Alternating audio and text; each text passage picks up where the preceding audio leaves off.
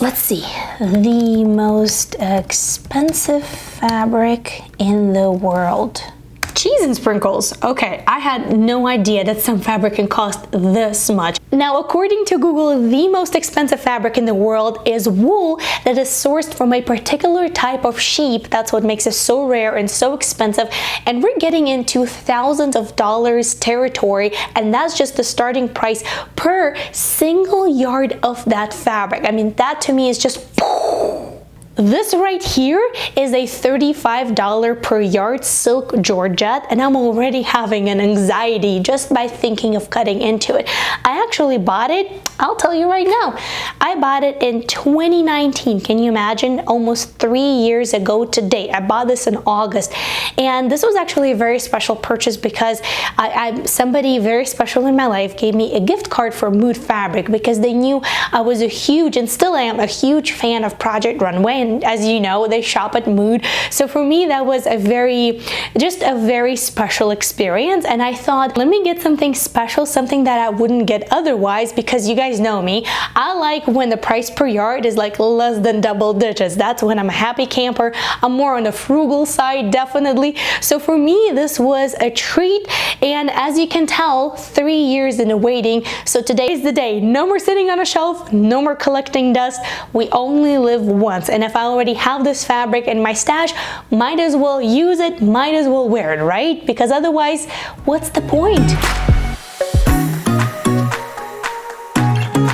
All right, so let's get started with the idea. And I think, where's my big binder? Let me see. Oh, okay, so I think I want something that's pretty but simple at the same time, because as much as I love this fabric and as much as the price tag definitely wants to influence my decision on how complex the pattern for this garment should be, I want to wear it, you know, every day, not every day, but I want to wear it without needing a special occasion for it. So I want to make it into something that I will be able to wear, you know, in my everyday life, because otherwise it will go from sitting on a shelf to sitting in a closet and being worn like once per year. And that is something that I definitely don't want. So I'm thinking about a blouse with short sleeves, some pretty little sleeves, and I think I definitely want to play around with the area of the sleeves and make it a little bit more special.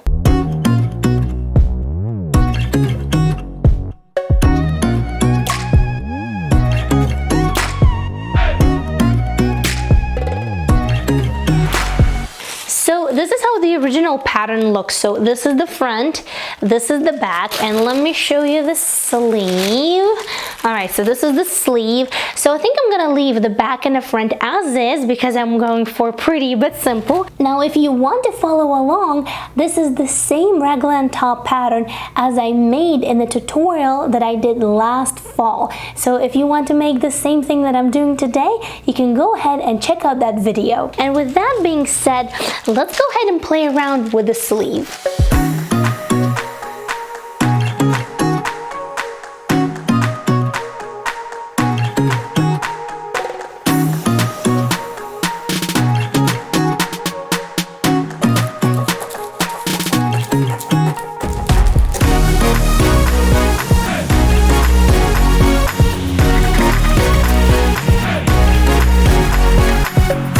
Alright, a little bit of extra paper because I'm going to be doing I always say splash, slash and spread method.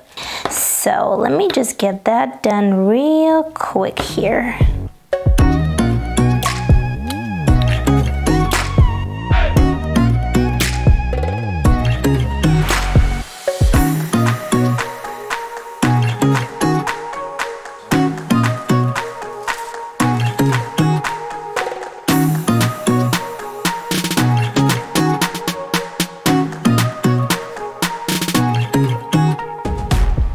Okay, I totally understand if at this point you're having some doubts, but I promise you it's going to look good. At least I hope so. Ironically, as soon as I said that, I started to doubt myself because I did the tissue test, right? I took that sleeve, I put it on myself, and then I started thinking, did I spread it enough apart? I did ½ an inch between each of these slash and spread segments, but was it enough to create the volume and the flutter sleeve that I was going for? That was a great question. Besides, I've done flutter sleeves before. It's not like it's my first time, but that price tag of the fabric really does a trick on you.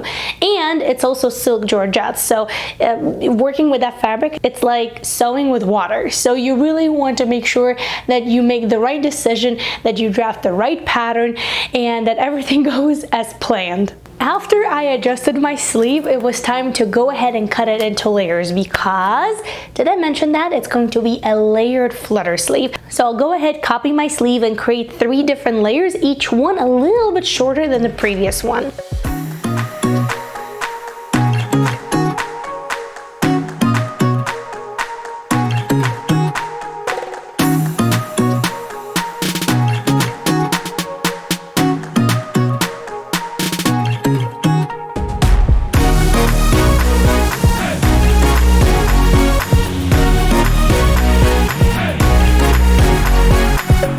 Moment when you have that really clear vision in your head and you're getting really excited about your project. So I was in that moment and I thought, you know what, I'm really excited, but I'm also really nervous. So before I move forward, let me test my vision on a dress for my toddler.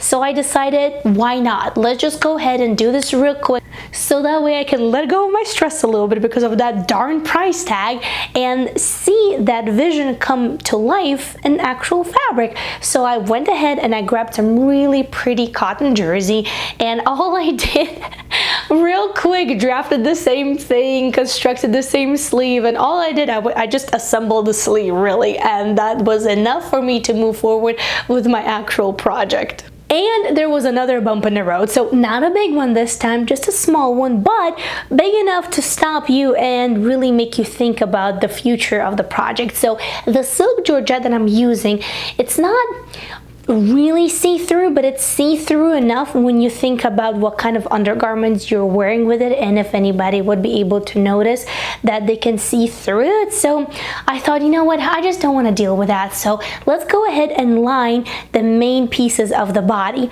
So that's the little bump in the road. So I had to go ahead, go through my stash, pull out some fabric that I thought would be a good match for this one, and cut out the details of the lining.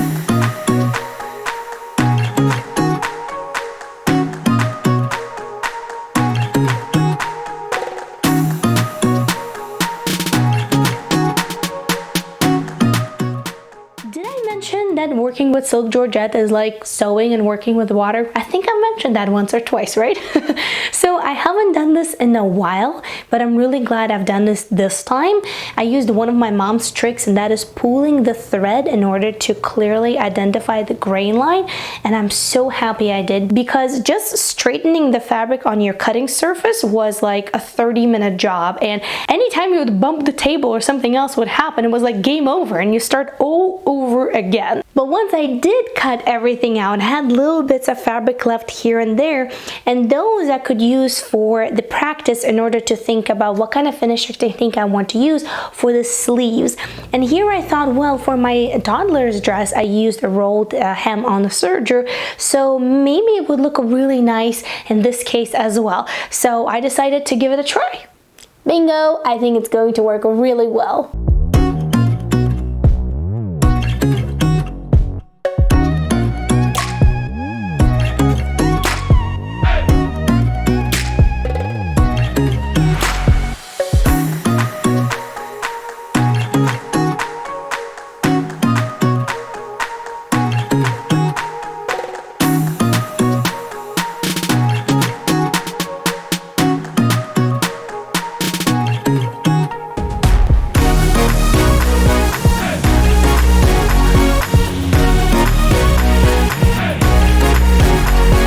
Alright, one sleeve and another sleeve. Ta-da! Oh no, wait a second, there we go. Ta-da! Once I saw the sleeves, I was like, okay, we're moving in the right direction. This is looking good. I'm happy. And I'm feeling a little bit more relaxed now sewing this piece already. So from there, it was pretty you know, is a pretty smooth sailing, right? It's a raglan sleeve blouse. There's not much to it. You just go ahead and sew it, and once the sleeves are done, everything else just falls into place. And because it was such a special piece, I decided, you know what, let me just go ahead and finish everything with French seams. So the lining and the main piece of the fabric is finished with French seams, and then I did bind the arm's eye of the sleeve as well, which also makes for that really nice, beautiful finish on the inside because none of the seams are exposed. And when I was hemming the actual blouse, I had a little moment of creative improvisation. So initially I thought that the blouse would be a little bit longer, but then when I put it on myself halfway done, I was like, no, we're cutting off like, I would say like 2.5 inches. So I did cut it off, and I had this little piece of fabric left, and then I was looking at my blouse and I was looking at that piece of fabric that I had left, and I thought, what if I hem it with a rolled hem on a serger, and then I gather it and make a little ruffle for the neckline? I don't know. I guess it's a no for the ruffle, but you know, maybe some other time.